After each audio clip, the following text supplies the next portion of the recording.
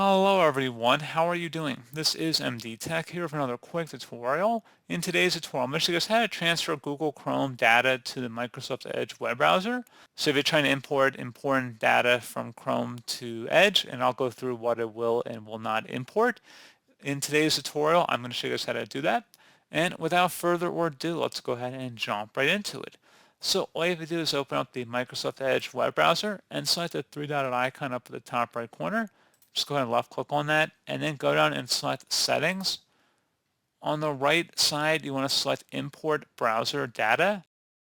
And you can select where it says import data from Google Chrome. This will import bookmarks, passwords, history, and other browsing data from Google Chrome.